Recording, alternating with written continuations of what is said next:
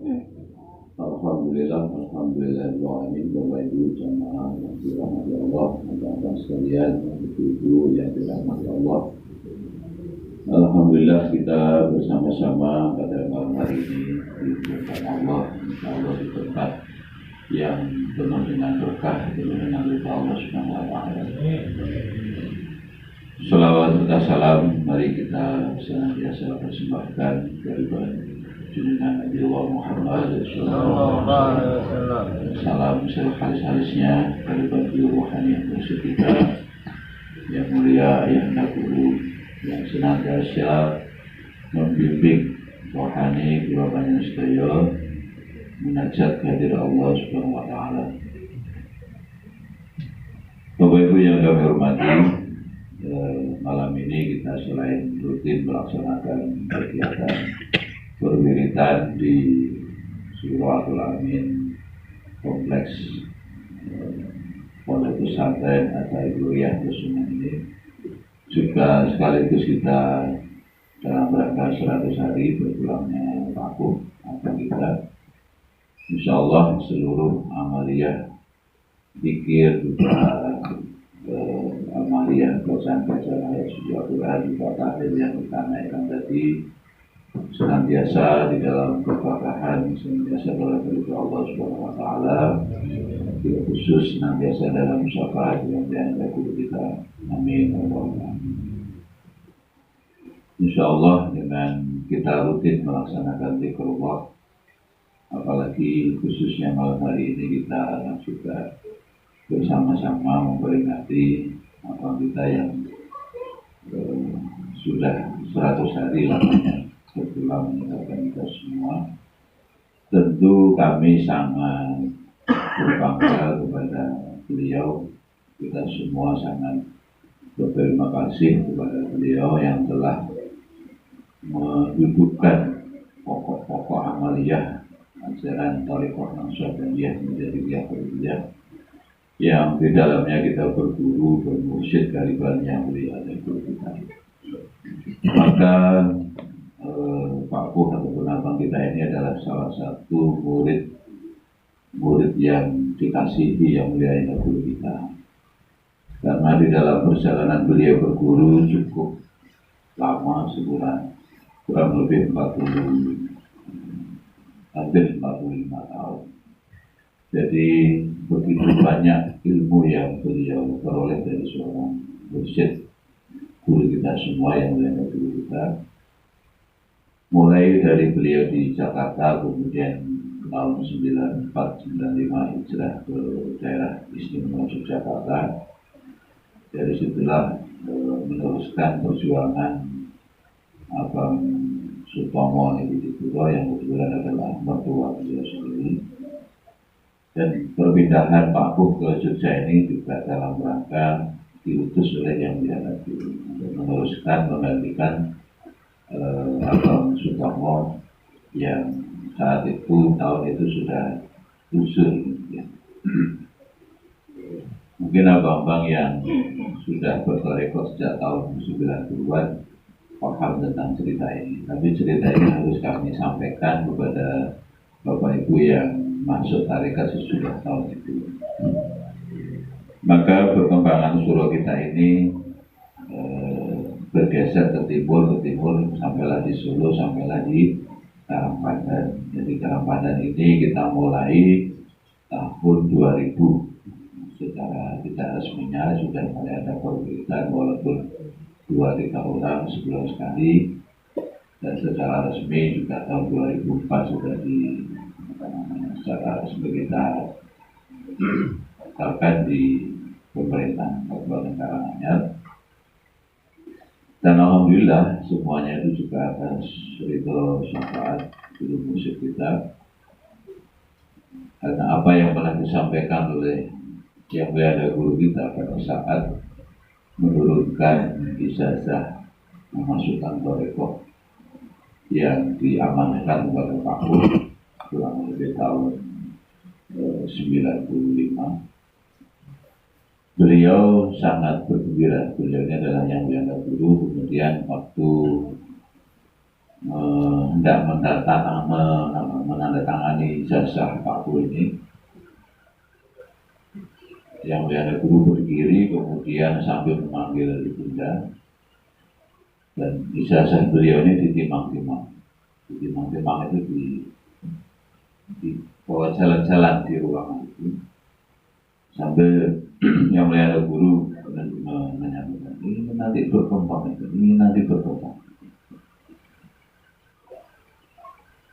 Itu tahun 95 dan diserahkanlah ijazah itu kepada Pak Pur, dan mulai tahun itu Pak Pur bertugas atau diizinkan sebagai tidak hanya memimpin tawasul tapi bertugas menurut tarekat, memasukkan tarekat.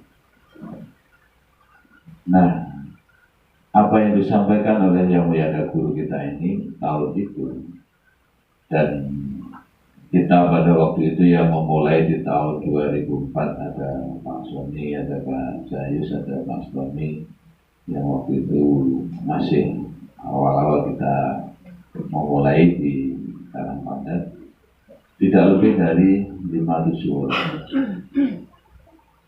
Sehingga perjalanan ke Surau Riyadhul Amin ini sesungguhnya bagi kami itu seperti mimpi. Kemudian datang dari Kiri Layu, masuk dari katanya, dari Karanganyar, dari Solo, dari Wonosobo, dari Jawa Timur, dari Jogja, terusnya. Perkembangan semuanya ini rasanya menurut kami ajaib. Kenapa saya anggap ajaib? Karena di tahun-tahun seperti sekarang ini tidak mudah orang itu menerima paham tarekat. Pada saat itu dan sampai hari ini pun kita alami betapa dakwah Islam ini sudah dimasuki paham-paham Wahabi, paham-paham yang anti sufi, anti tasawuf, anti tarekat, dan itu terjadi di masa. Akan tetapi kami juga sangat heran, ternyata dakwah yang mengedepankan hanya syariat saja itu tidak menjawab pertanyaan kegelisahan hati manusia.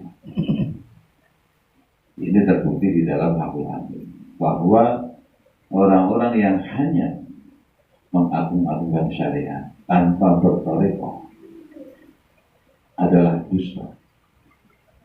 Dia pura-pura mengenal Allah, pura-pura sudah dekat dengan Allah, padahal hatinya berkata belum tahu apa-apa. Akan tapi bertarekat tanpa bersyariat ini juga menuju kepada kehancuran. Kalau bahasa orang Minang itu saya tidak tahu bahasanya. Waktu kami di Jogja dengan Abang Buya dan Abang Adenan, waktu peresmian Surau Kalasan itu diskusi ini. Jadi kalau orang bertarekat itu tanpa bersyariat, sudah berdiskusi panjang, beliau mengeluarkan satu pantun atau satu ungkapan dalam bahasa Minang. Saya tidak tahu, tapi diterjemahkan sama beliau. Tahu Bang Murad ini terjemahan apa? Orang bertarekat tanpa bersyariat itu seperti orang pakai peci, pakai baju bagus, pakai jas, tapi kesini ke bawah nggak pakai celana. Kalau di kami di Minang itu begitu. Orang bertarekat tanpa bersyariat, ibaratnya jenengan itu dadan netis ajenge cakung, nganggo jas, nganggo klambi, nganggo baju yang paling mahal, nganggo baju yang paling mahal. Ibu-ibu juga demikian, misalnya pakai ini dandannya menor-menor sampai ke atas, ini buatan ngambil katok. Ini ke bawah, ini telanjang, istilahnya orang Minang itu. Saking buruknya, gitu ya. Merasa baik tapi sesungguhnya buruk. Maka disitulah Bapak Ibu sekalian, Pak Nur ini salah satu pesan beliau yang kami pahami baik, kami catat dengan tinta emas, bahwasanya tarekat ini harus berdiri di atas syariat yang cemerlang. Bahwa untuk meraih yang namanya hakikat bahkan ma'rifatullah harus diawali dengan syariat yang cukup, dengan syariat itu kita bertorekoh.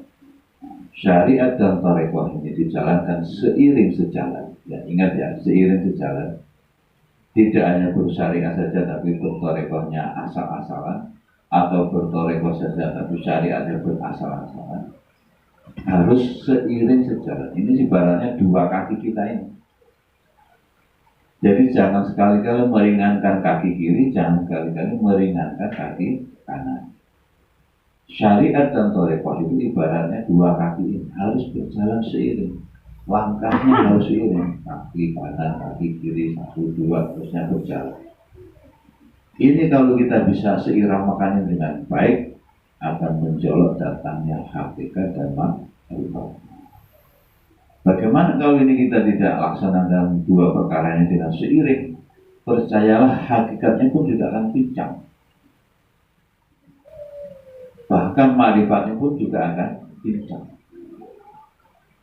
Maka semangat inilah yang mendirikan setelah hakul amin ini berkembang di mana-mana, ya kita memang harus syariatnya juga harus kita tanam sebaik-baiknya saat ini. Nah, torekohnya juga harus kita jalani sebaik di dalam jamiah torekohnya ada di dalam yayasan kita ini namanya Badan Kesurauan, yang mengurusi surau-surau kita di seluruh Jawa Tengah, DIY dan Jatim. Kemudian untuk mengurus ataupun menyempurnakan syariat kita, dibentuklah awalnya namanya Badan Dewan Syariah. Yang ketuanya waktu itu Pak Yai Jayus, ini kalau sebelahnya Pak Sun. Kemudian berkembang, akhirnya inilah yang belinya. Karena ide yang Mulia Guru sendiri menginginkan di dalam torekohnya ayah ini ada semacam pondok pesantren.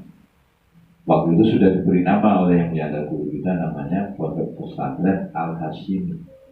Nah, itu dari nama guru beliau yaitu Syekh Muhammad Hasim. Maka kita kalau mau memakai nama itu kok kayaknya terlalu tinggi. Jadi kita mengambil salah satu nama yang populer di dalam Toreko yaitu Toreko At-Taifuriyah. Maka diambillah nama itu sebagai Pondok Pesantren At-Taifuriyah di Besunan.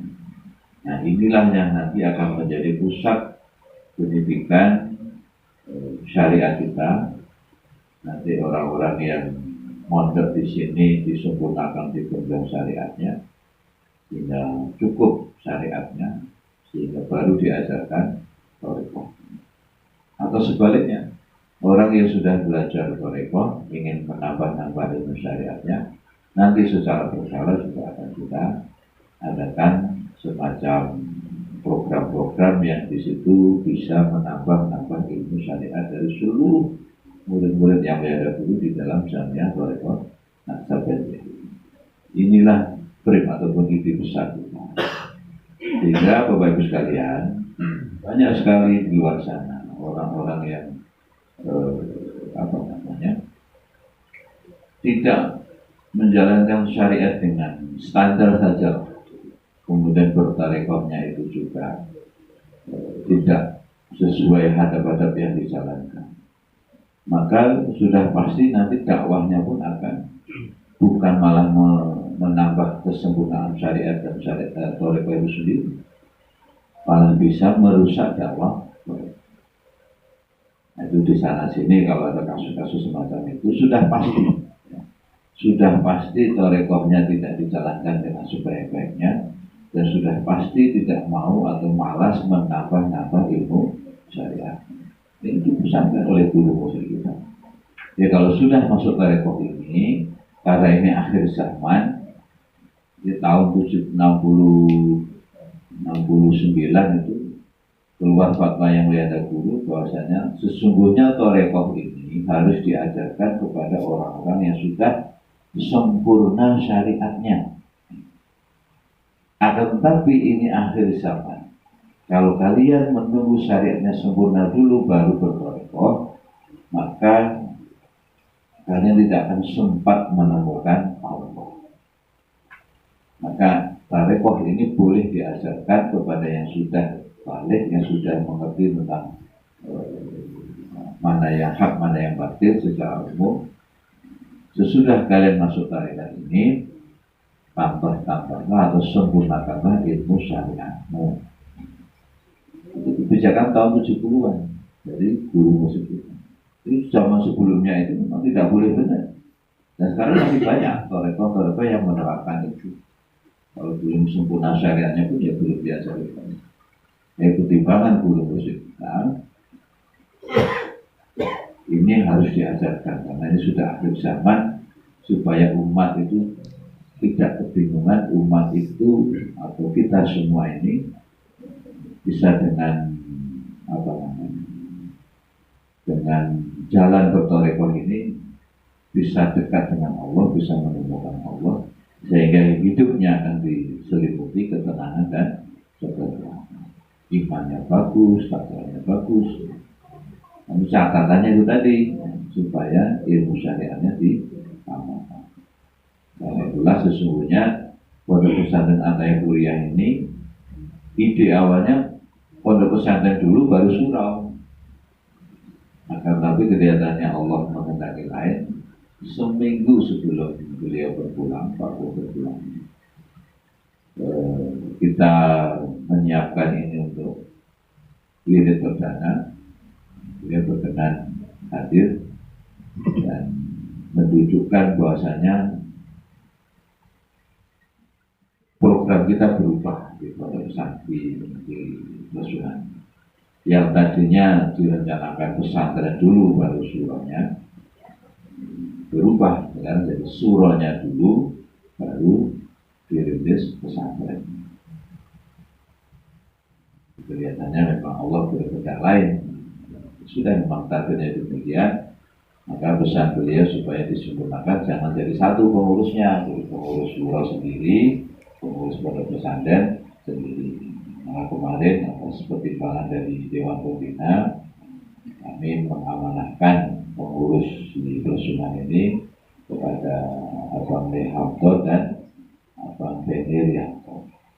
Ini dua orang ini yang nanti mopeni berjalannya amaliyah di toreko kita di Lesuhan. Kemudian di pondok pesantrennya nanti Abang Abang, Abang Suri, abang-abang yang lain nanti kalau membahu kita entah nanti bagaimana alurnya, sehingga dengan izin Allah, dengan mohon dari Allah, semoga pondok pesantren Ataya ini segera bisa berjalan dengan baik sesuai yang sebenarnya. Amin. Amin. Saya kira itu Bapak Ibu sekalian, dan terakhir yang bisa kami sampaikan, setiap orang yang sudah kenal dengan Pak Bo yang malam tadi kita peringati 100 hari beliau, tentu memiliki catatan masing-masing, pernah berdiskusi, pernah dialog, pernah ngobrol dengan Pak Bo.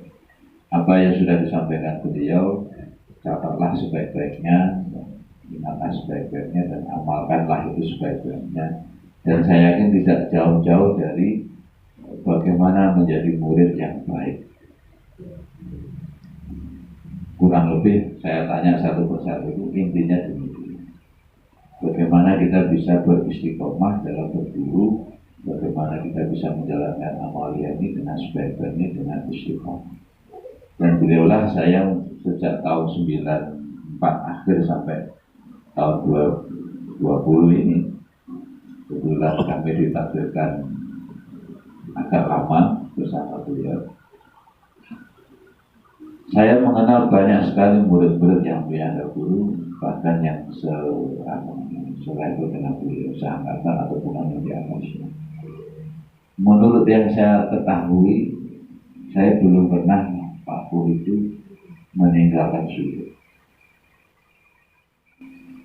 Itu dalam setahun sekali, setahun dua kali pasti sih. Kemudian saya juga belum pernah menyaksikan ataupun seingat saya itu dalam seminggu dua kali itu beliau pasti ikut tawajud Senin Kamis itu. Hampir bisa dipastikan, bahkan lebih.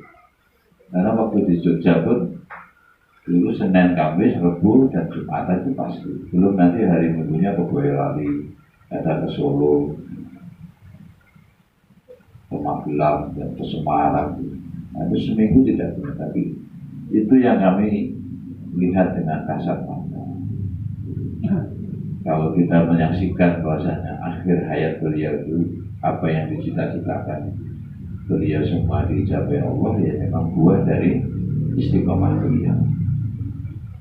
Aku besok nek mati mau aku loro suwe-suwe dituruti sama Allah. Bahkan kami waktu pagi siang habis zuhur mengantar beliau ke rumah sakit itu sama sekali tidak punya pikirannya aneh-aneh. Beliau berjalan sendiri dari kamar masuk mobil dada-dada begitu masuk rumah sakit langsung peringatan berhamdulillah, drop masuk ICU terus selesai. Jadi begitu cepat. Berapa abang yang waktu itu juga menyaksikan begitu cepat beliau sesuai doa beliau. Karena setiap kali kalau kemana melihat orang tua di bokong-bokong itu beliau selalu, aku cuma aku sengaja bayang bayang sengaja kesepuh bayang mengerti dan salah dia beliau. Semua keinginan beliau dikabulkan. Beliau ingin meninggalkan dunia ini pada saat nanti surah ini sudah bisa berjalan. Dan dalam pandangan beliau terakhir hari-hari terakhir sering diulang-ulang. Kita tulis orangnya tak kira ya sudah pindah-pindah ngurus surau bias ngurus beli. Sebenarnya itu istiqomah jauh bilik raya sudah raya bilik emang jauh bilik sebab pun yang sama. Kalian tidak usah khawatir mengurus surau itu kalau kita sudah lillahi ta'ala. Waktunya wirid di rumah, waktunya tawasul, waktunya suruh. Sudah pasti kalian dalam syafaat, dalam petunjuk Allah, dalam ridho Allah. Karena syarat rukuknya sudah kalian penuhi. Kalau hidup kita tidak dalam petunjuk Allah, masih kebingungan kesana kemari, masih ada kekhawatiran kesana kemari, sudah pasti ada syarat rukuknya yang tidak terpenuhi. Entah wirid di rumahnya, entah wirid bersamaannya, entah suluh-suluhnya. Yang sudah suluh, alhamdulillah. Yang belum suluh, kita sebetulnya berdoa, ya Allah mudahkanlah saya ikut suluh. Berdoa. Sesuatu yang menurut akal kita tidak mungkin, bagi Allah itu sangat kecil. Ya kira kemarin banyak yang suluh pertama gitu. Dari Doplang, dari mana-mana. Rasanya nggak mungkin saya meninggalkan 10 hari itu nggak mungkin. Duniawi saya bagaimana ini pekerjaan saya terus 10 tiba. Saya tukang, saya tani, saya ternak, saya pegawai. Seolah-olah tidak mungkin. Begitu kita bismillah nawaitu syukur, ternyata izin juga bisa. Ternyata kita meninggalkan 10 hari juga tidak ada perubahan apa-apa di dunia itu. Karena percayalah, akal inilah natikoh kita ini tempatnya setan berbisik. Semakin tinggi keimanan seseorang, yang duduk di dalam akal kita itu bukan setan biasa, sudah panglimanya iblis. Sedemikian rapi dan sedemikian halus merasuk dalam akal kita, sehingga akan mengalahkan perjuangan kita untuk mendekat kepada Allah. Ini kiai sing bodoh, kiai ini iblis. Itu sudah hukum Allah. Ya, semakin kita masuk naik mi'raj menuju alam Allah, tidak gampang. Rasulullah waktu mi'raj itu yang menghadap bukan iblis setan biasa-biasa. Setan putih, jin putih, raja-rajanya iblis. Menghadang di situ dengan logika, dengan asumsi, dengan ayat-ayat, gambaran-gambaran yang mirip seperti yang Allah kasihkan. Jadi godaan yang paling halus itu, ya, kalau kita mau pas naik ke alamnya Allah itu, sampai di suatu titik, perhatikan dengan baik. Ini dari Allah, apakah ini datangnya bukan dari Allah? Disinilah pentingnya kita mursyid. Karena akal kita terbatas sampai di sini. ini saya ini sedang dalam petunjuk Allah, apakah saya ini sedang dalam hijab Allah? Yang tahu Jibril. Waktu Rasulullah Mi'raj itu, setelah boleh, ayo aku terus sedang mengendarai Al-Buraq, ya kan? Drivernya, mursyidnya Jibril alaihi. Sampai di batas antara alam ini dan alam Allah Ta'ala, Jibril berhenti. Selesai tugasnya mursyid di situ. Silakan panjenengan terus, sudah ditunggu Allah Subhanahu Wa Ta'ala. Assalamualaikum warahmatullahi wabarakatuh. Ngobrol kali Gusti Allah, ketemu kali Gusti Allah. Ini yang harus kita lakukan sebelum kita mati, supaya kita memperoleh hak yang namanya ya ayyatuhan nafs mutmainnah. Dan ini hanya bisa kita selesaikan di dalam alam suluk. Bapak, ada dosa-dosa yang hanya rontok di dalam suluk. Mungkin di suluk satu sudah bersih, belum tentu. Cirinya apa? Pada saat takbiratul ihram, Allahu Akbar, sudah mi'raj belum? Sudah khusyuk belum? Kalau belum, suluk lagi. Sudah suluk 2, suluk 2, suluk 10, suluk 100, bahkan suluk 1000 pun. Kalau takbiratul ihram kita belum menemukan sholatul khusyu, katanya nih gitu, as-sholatul mi'rajul. Sholat itu mi'rajnya orang mukmin. Dan di dalam thariqah itulah kita dididik, diajari menjadi orang mukmin, orang yang hatinya suci, hatinya tenang, hatinya lunak. Ini syarat kalimat Allah lubuh dan adanya awake. Nah, nek pun ada kalimat Allah yang beriki, ini gelombangnya perlu nyantok. Temberi dua-dua, no temberi dua-dua. Pangkalnya kalimat Allah ada pada ku Allah, ujungnya ada pada kekasih Allah. Bonggol ini kuwi hening bening, pucuke nggih hening bening. Mula diarani khusyuk, mula diarani mi'raj.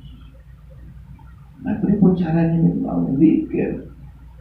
Di sore zikir, dari tawajuan aku tahu. Langsung pakai setahun pisan subuh. Pinten sedasa dinten nggih. Nah, pripun iki kalian niku kula dagang kula pripun. Monggo niku usia panjenengan. Mau menjadi orang biasa-biasa saja dengan mengandalkan insya Allah sing ngeyem-ngeyem awake dhewe iki jane ngerti awake dhewe ra iso apa-apa nek iso muga-muga wong mlebu suwarga. Ampun purun mata niku. Datangi rumah Allah benar-benar ada syarat rukunnya, ada caranya, ada metodologi, dan kita sudah berada di dalamnya. Syarat rukunnya pun komplit, ada guru, ada murid, ada mursyid, ada murid, dan ada hajab. Katanya guru kita itu. Hajab itu apa? Aturan. Nah, kalau orang sudah masuk dalam suatu jamiah thariqah, catatan cuma satu, nopo patuh. Nek sampai dari sakit patuh, ya niat membuka thariqah. Pada saat Nabi Musa AS diperintahkan untuk berguru kepada Nabi kita, catatannya nopo namun sudah patuh. Nek sampai gak patuh, ya gagal yang berarti orang ilmu. Betul apa ilmu? Sampai tentang thariqah gimana? Untuk kita disarankan istiarah rubian Pak, ampun kesesel Pak, dari thariqah. Pun saya itu, pun dipikir satu derek. Sampun mati, sampun mantap, sampun baru, sampun mantap. Saya itu sudah tidak ada pertanyaan, karena Pak di dalam thariqah itu ilmunya merem kali mingkem. Waktu zikir kan merem, nopo kan buka mata. Merem, gitu. Kalau buka mata batal. Kenapa? Jasadnya ditutup, hatinya dibuka. Yang berzikir hatinya bukan pikirannya, bukan mulutnya. Kalau memaksakan itu, ini kias semua. Kalau sudah kita berthariqah, Bapak sekalian, Di luar sana itu kita sudah harus mengurangi perkataan yang tidak penting, pandangan yang tidak penting. Nah ini harus didukung dengan pengetahuan syariat. Kalau kita nggak paham tentang ilmu syariat, hukum-hukum Allah dalam kitabullah wa sunnatullah wa hikmah itu geranjang akhirnya. Bukan ngerti nak nyebut tuntunan, bukan ngerti nak nyebut sunnah. Contoh misalnya, saya nggak mas, saya kerjaan saya kok selalu gagal ya, saya usaha selalu nggak berhasil ya, gimana. Kalau kita satu saja ikut sunnah, ikut petunjuknya Allah, sesudah kamu pagi hari menyelesaikan urusanmu dengan aku kata Allah, gagi rendang cepet rampung urusanmu, bersegeralah. Begitu kamu selesai satu urusan, bersegera pula lah kamu selesaikan urusanmu yang lainnya. Jadi ini kalau dipahami secara teks saja tanpa berbagai, hanya berlalu begitu saja. Tapi kalau paham tentang itu petunjuk Allah, hatinya diajak bersihir sehingga bersih, tenang dan lunak, mampu mengambil hikmah dari satu seruan Allah. Dulu orang bakal bar subuhnya ku turu. Nek bar subuh niku sik turu berarti niku syariate modele mudeng, torekote dereng mudeng napa oleh hati seperti itu. Bapak nikmat bar subuh niku turu. Enak bener bar subuh turu. Gitu. Apalagi yang mahasiswa itu godaan terbesar mahasiswa itu sesudah subuh turu. Atau dibalik subuhnya jam 8, jam 9. Itu betul sih mahasiswa. Jujur saja, ya kan? Subuh jam berapa? Jam 4:30. Di alarm jam 4. Ya bangun dimatikan alarmnya, tapi tidur lagi kemudian dibenarkan, dibenarkan kemudian. Tangi jam itu nabi subuh. Ya. Karena itu ngopi turu meneh.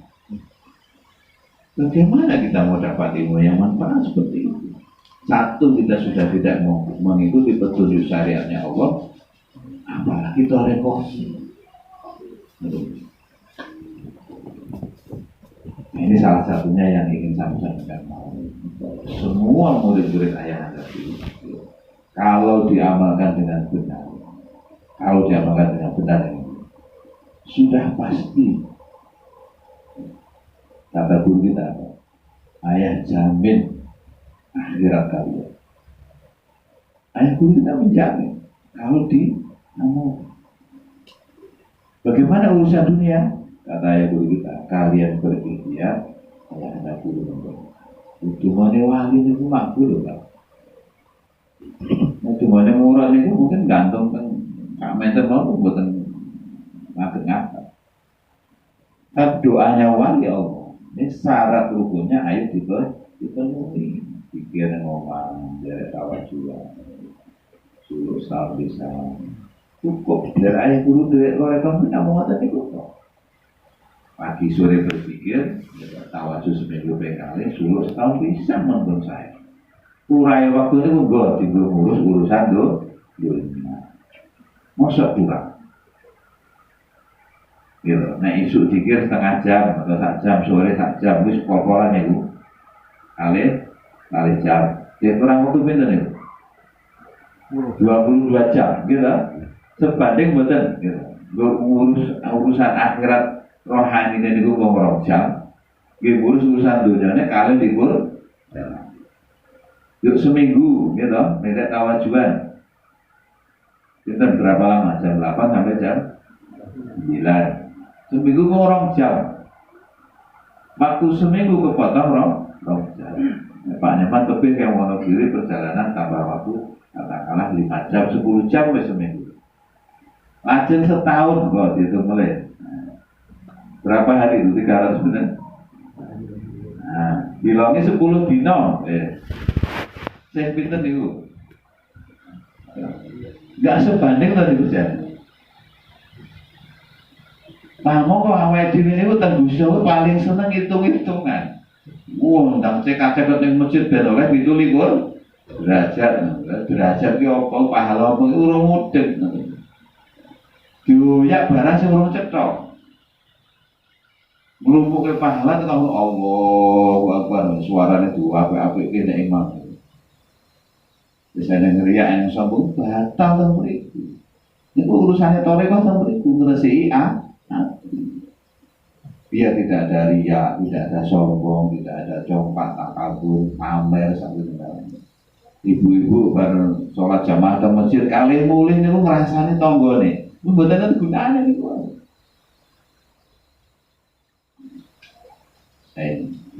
Monggo niki supaya kita satu melek syariat, nomor dua melek toreko.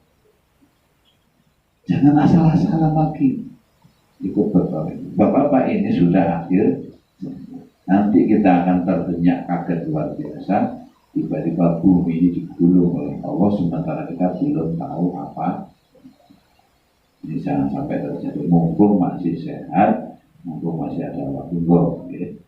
Kita bersama-sama memperbaiki diri. Apa yang saya sampaikan ini untuk mengingatkan kepada diri saya dan kepada seluruh jamaah. Ya. Itulah sedikit yang bisa kami sampaikan. Terima kasih atas perhatiannya. Assalamualaikum warahmatullahi wabarakatuh.